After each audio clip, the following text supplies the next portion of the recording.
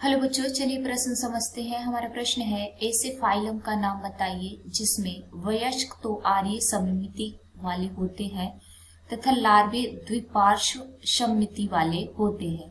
आइए समझते हैं। बच्चों, सबसे पहले हम अपने प्रश्न की मुख्य अवधारणा को समझेंगे। मुख्य अवधारणा हमारे प्रश्न में पूछा गया है, किसी एक ऐसे फाइलम या संघ का नाम बताइए जिसमें वयस्क तो अरीय सममिति के होते हैं और लार्वे द्विपार्श्व सममिति वाले होते हैं। आइए लिखते हैं। फाइलम या संघ का नाम हमें बताना है। आइए समझेंगे। आइए लिखते हैं बच्चों। जो वयस्क होते हैं, वयस्क वह अरीय सममिति के होते हैं। अरीय सममिति। बच्चों, अरीय सममिति का मतलब होता है, अगर हम किसी चीज को बराबर हिस्से में बांटना चाहते हैं तो उसे किसी भी अक्ष के परितः काटें, वह बराबर हिस्से में बट जाएगा। जैसे किसी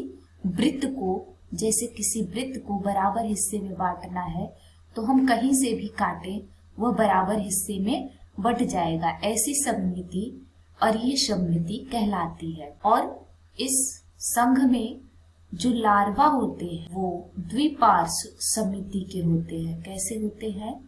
द्विपार्श्व सममिति। द्विपार्श्व सममिति का क्या अर्थ होता है समझेंगे।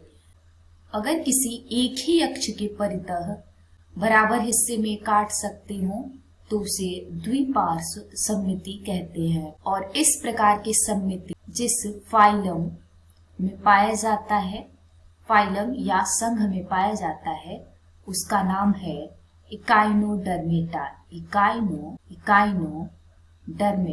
इकाइनोडर्मेटा संघ में वयस्क अरीय सममिति के होते हैं जबकि लार्वा द्विपार्श्व सममिति के होते हैं। इकाइनोडर्मेटा संघ के सभी जीव समुद्री जीव होते हैं, यानी सारे ही जीव समुद्र में पाए जाते हैं। और अगर हम उदाहरण की बात करें कि कौन सा जीव इकाइनोडर्मेटा संघ में आता है, तो हमारा उदाहरण होगा तारा मछली। उम्मीद है आपको प्रश्न समझ में आ गया होगा। धन्यवाद।